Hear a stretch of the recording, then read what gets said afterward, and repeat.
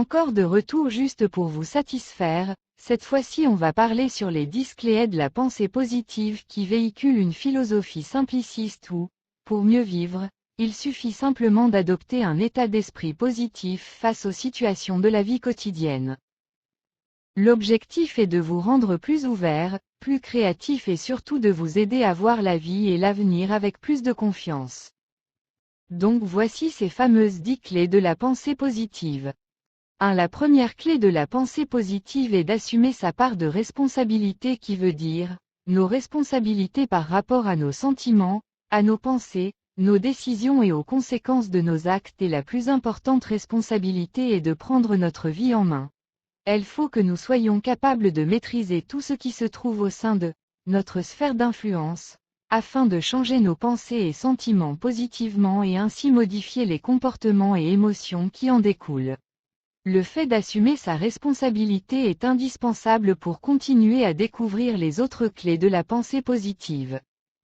2. La seconde clé est qu'il faut faire preuve de souplesse d'esprit et de fuir le dogmatisme.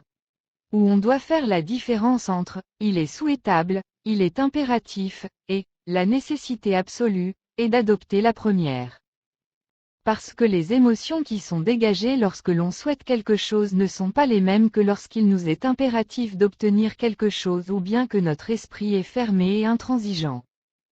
Aussi prendre conscience de la possibilité du mot « mais » comme une porte de sortie du dogmatisme. En effet, il est important d'apprendre à dire « mais » pour relativiser. Donc le mot « mais » est comme un outil. Par exemple, je voudrais cette chose. Mais ce n'est pas grave si je ne l'obtiens pas dès demain. 3. La troisième clé est « accepte la réalité comme elle est ». Il ne faut pas trouver de fausses excuses et que voir la réalité comme elle est consiste simplement à ne pas se lamenter ou ne pas reconnaître une vérité qui peut faire mal par peur de souffrir. Prenons l'exemple d'une personne qui a déposé une candidature à un poste qu'elle appréciait mais qui s'est vue refuser l'embauche. Partant de cet exemple, une personne qui n'accepterait pas la réalité aurait pu dire la phrase suivante. Je n'ai pas été pris mais ce n'est pas grave, de toute façon ce boulot était vraiment nul, ils m'ont refusé parce qu'ils n'aimaient pas ma tête et puis le job ne me correspondait pas. À l'inverse par contre, une personne qui accepte la réalité aurait dit, je suis vraiment déçu de ne pas avoir été retenu, mais bon je ne connais pas les raisons de ce refus, je réessayerai simplement une prochaine fois. Donc on doit rechercher une tendance au catastrophisme ou accepter la réalité n'est pas non plus se lamenter. Le fait de tout extrapoler et de tomber dans le catastrophisme est une solution à éviter à tout prix. Et pour relativiser et éviter de tomber dans le catastrophisme, on peut utiliser l'échelle des malheurs. À 100% vous vous faites écarteler. À quel pourcentage se trouve votre malheur, douleur que vous vivez actuellement en fonction du malheur maximal de se faire écarteler? Pour résumer, acceptez simplement la réalité comme elle est sans la sous-estimer ni l'aggraver sans raison. 4. La quatrième clé est basée sur la tolérance à la frustration. Dont on peut trouver deux niveaux de tolérance à la frustration, un niveau faible de tolérance et un fort niveau de tolérance. Avant d'aller plus loin, voyons ensemble dans le détail qu'est-ce qu'un faible niveau de tolérance dont on peut après déduire le deuxième. Tolérance faible à la frustration. Dans ce cas de figure vous vous retrouverez sûrement à répéter les phrases suivantes. À tout prix éviter la frustration, l'important c'est d'être bien maintenant, il ne faut surtout pas que je ressente des sentiments négatifs, il faut que je ne ressente que du positif, et bien sûr le deuxième niveau c'est l'opposé de ce cas de figure. Notez bien que si vous vous reconnaissez dans ces phrases, vous êtes sûrement une personne qui dispose d'une faible tolérance à la frustration et qui remet souvent tout au lendemain. Dans ce cas, il faut que vous puissiez repousser votre tolérance à la frustration. Pour cela, on vous conseille de remettre en question ses propres fonctionnements et ses modes de croyance en remettant en question ce qui est considéré comme insupportable pour vous. Et on vous conseille aussi pour cela de remplacer « je ne peux pas faire ça, c'est insupportable pour moi » par « je n'aime pas ça mais je peux le supporter ». 5. Adopter un regard sain sur soi-même. Nous voilà maintenant arrivés à la cinquième clé. J'espère que je ne vous ai pas perdu en chemin. Ici nous allons apprendre pourquoi adopter un regard sain sur soi-même est très important pour penser de façon positive. Pour commencer, il faut avoir de l'estime pour soi-même car c'est le premier ingrédient pour s'accepter. Ensuite, le deuxième ingrédient est de mettre en valeur sa personnalité.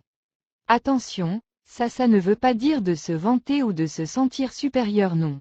C'est seulement que notre personnalité est importante car elle nous rend uniques, chacun a sa propre personnalité, sa propre perception des choses et nous devons nous accepter comme nous sommes réellement. Il n'y a pas de bon ou de mauvais centres d'intérêt globaux, cela dépend de chacun. Ne vous sous-estimez pas si vous n'êtes pas bon dans un domaine, vous êtes sûrement meilleur dans un autre. Les autres éléments pour adopter un regard sain sur soi-même. Intéressez-vous à vous et à ce que vous aimez, c'est une priorité. Apprenez à vous fixer des priorités. Honorez les engagements que vous prenez avec vous-même, prenez soin de votre corps et de votre santé. Créez et cultivez votre propre jardin secret. Efforcez-vous pour vivre selon vos critères, vos valeurs et votre code éthique. Restez authentique avec vous-même et avec les autres. 6. Ne pas repousser les émotions négatives saines. Cette sixième clé repose entièrement sur le fait de pouvoir faire la différence entre les émotions purement négatives et les émotions négatives saines. Donc dans un premier temps, les émotions négatives sont souvent basées sur le dogmatisme, l'aggravation, la faible tolérance à la frustration et la non-acceptation de la réalité. Voici plusieurs exemples d'émotions négatives et d'autres émotions négatives saines. Préoccupation, sain, et anxiété, malsain.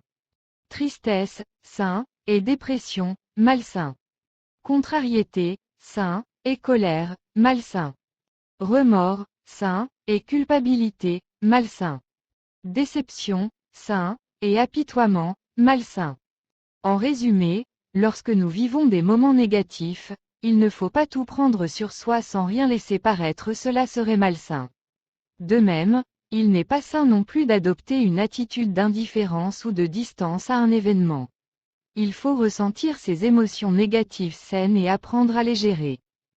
7. Esprit critique et créativité, 2 maîtres mots de la vie positive. Cette septième clé est basée sur l'obtention d'un esprit critique et d'une créativité.